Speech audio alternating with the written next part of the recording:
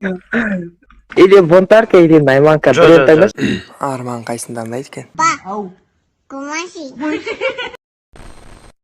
Ассалаумағалейкум құрметті көрермендер, сіздермен бүгін мен Флэш. Достар, бүгін бізде өте керемет видео, және мен бүгін жалғыз емеспін, достар. Жанымда көбілеріңіз танитын Арман Алибаев бар. Арман Йо, барлықтарыңызға ассалаумағалейкум. Флэштің подписчиктері қалайсыздар? Бүгін бізде мінекей өте тамаша видеоға Флэш мені шақырып отыр. Достар, бүгін біз өздеріңіз білетіндей Арман көп атақты ютуберлерге сұрақ қойып, оларды жалпы білетін болады. Бүгін біз Арманның өзінің жалпы биография болсын, қалай келді, соның бәрін бүгін біз білетін боламыз. Досым, видеоны бастамай тұрып, міндетті түрде арнаға тіркеліп лайк басып кет.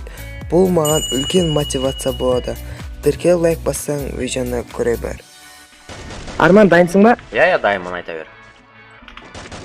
Онда кеттік, бірінші сұрақтан бастайық. Арман, жалпы ютубқа қалай келдің? Ютубқа достарымның шақыру бойынша келген болатын. Достарым мені шақырды, сөйтіп. Негізі басында мен орысша контент түсіретінмін, сосын достарым айтты, қазақшаға өт, анау мынау, сосын давай деп мен көрген болатын. Сөйтсем, осылай қазақ ютубында дамитынымды білмедім. Негізі орыс ютубында мен даже 1000 подписчикке жете алмаған болатын, но қазаққа өткеннен кейін менде уже осындайда тамаша бір 100 000 жартысы бар дейсің ғой. Құдай қаласа. Екінші сұрақ, Free Fire'ды қашаннан бастап ойнайсың? Ойнағаным ба? Free Fire'ды мен 2019 жылдың декабрінен бастап ойнаған болатынмын. Негізінде айтатын болсам, ол кезде менде нашар ПК болатын, яғни қатып сонда да стрим түсіріп, бірақтан да ол, ары қарай дамуыма еш кедергі келтірген жоқ, бірақтан да мен осы ютубтан тапқан ақшамды жинап, новый ПК алған кезде уже былайша айтқанда уже стенка на стенкуды жақсы ойнайтын болдым. Айтқанда, новый ПК алған кезде уже мен жақсы ойнай бастадым ғой. Ескі ПК просто қатып, сол очағынан. Байқап жүріп па? Арман, сен қазір ең мықты, почти ең мықты видеолардың біріндесің, яғни қазір Репабликтесің, иә? Жалпы сол кюзерге кім тартты, жалпы қалай келдің? Шелзи ғой. Шелзиден бұрыннан бері араласасың ба? Иә, Шелзи екенбіз бұрыннан досы, потом бір рет айтқан ба, гильдия кірейін ба деген кезде айтқан болатын, сен айчо гильдияда емессің ба деп. Ол кезде мен айтқанмын, типа, жоқ деген, неғып жүрсің кірмейді әтті, сол кезде офицерлерге дереу айтқызып, дереу кіргізген болатын. Осылай. Өте керемет. Жалпы алдағы уақытта қандай цел бар өзіңде? Мақсат? Бірінші мақсатым 100 000-ға жетіп, онымен қатар Инстаграмда дамытқым келеді. Инстаграмда даму оңай дейді ғой, но бірақтан да мен яғни қиыннан бастадым, қиыннан дамысам, значит Инстаграмда да дами аламын деген сөз. Но Инстаграм, ары қарай Телеграм и потом сайт разработка. Көп қой пландар. Но ең алдымен мақсат 100 000-ға жетіп алу. Давайте, достар, если кім білмейді, Арманды барлығымыз барып тіркелеміз, Инстаграм болсын, бәрін описанияға қалдырып кететін боламын, если кім білмейді, барып тіркеліп кетіңдер. Так, 5-ші сұрақ, ютубта қанша уақыт жүресің? Арман? Ютубта? Иә, ютубта қанша уақыт жүресің? Ютубта, так, қалай сонда қанша уақыт жүресің?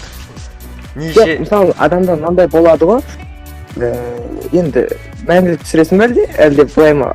Мысалы, біреулер айтады, жалпы 2 жыл түсіріп, кейін тастап кетемін, деген сияқты ғой.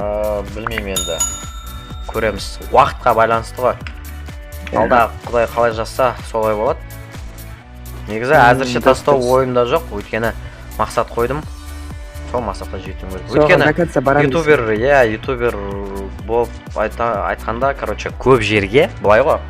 Скидка, анау мынау, болашаққа да былай әсер жақсы тиіп жатыр да, и поэтому әзірше тастау ойда жоқ.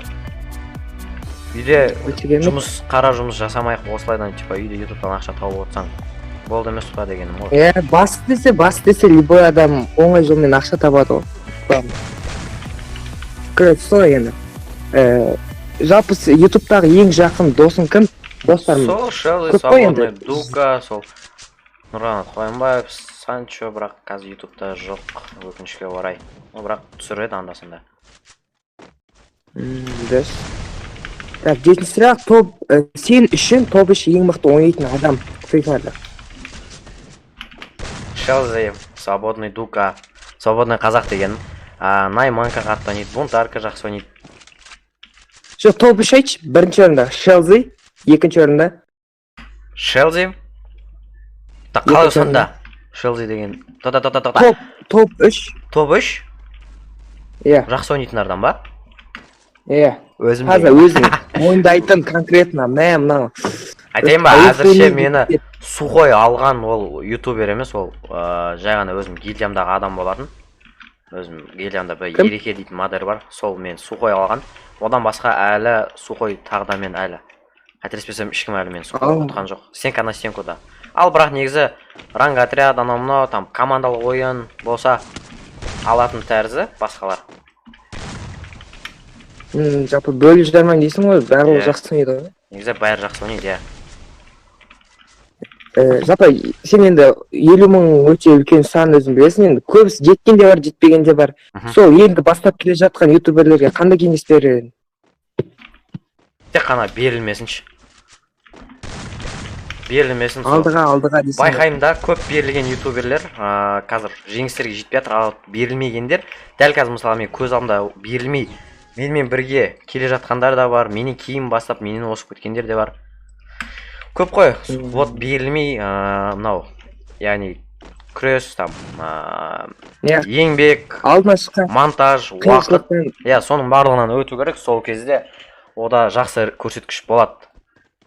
Сондықтан да ең бастысы берілмеу керек, но бірақтан да қатты задурить етіп кетпеу керек. Там Free Fire ойнай беріп, бүйтіп, там өзінің денсаулығына қателік жіберіп. Отбасында анау мынау болып та. Соның бәріне қарау керек, өйткені. Сол короче. Сол. Тоғызыншы сұрақ. Ютубтан тапқан табысыңды қазіргі таңда көбінесе қайда жұмсайсың? Ютубтан тапқан табысымды компьютер жинап жатыр, мен әлі жұмсаған жоқпын толығын. Ачо, сен біткен жоқсың ба компьютер жинап? Жоқ, әлі видеокарта бар. Сол видеокартаны алуым керек. Дұрыс. Мақсатыңа неңе тезірек жет видеокартаңа. Рахмет. Жалпы енді соңғы сұрақ саған, соңғы уақытта енді өзің түсіріп жүрсің, қызың бар ма? Жоқ, қызым жоқ. Или бунтарка, или найманка. Жоқ. Екеуі де қыз емес, екеуін де бөліп жармайды. Екеуі де жақын достарым, қатты жақын араласамыз. Просто бұл жай ғана ролик болған, пранк ролик болды ғой. Шын оларға да. Жалпы оның бәрі ешқандай постанова болған жоқ, иә? Жоқ, постанова болмаған жоқ. Тек ана хакерстанның бірінші видеосында ана постанова болмаса, қалғандарына постанова әлі болмады. Пранк кәдімгі чисто пранк. Көремін, кейбір адамдар жазып жүрген комментарийға, ой, постанова анау мынау деп. Енді вот сол постанова екеніне дәлел берсін, сол постановаға олар өздері қатыстамақлы екен. Дұрыс. Жалпы енді әнім дегенше 10 сұрақта бітті. Арман, кеп біздің арнаға сұхбат бергеніне рахмет. Оқасы жоқ. Келесі видеоларда кездескенше сау болыңыздар. Давайте видеоға лайк басып, каналына тіркеліп кетіңіздер. Пока, чау.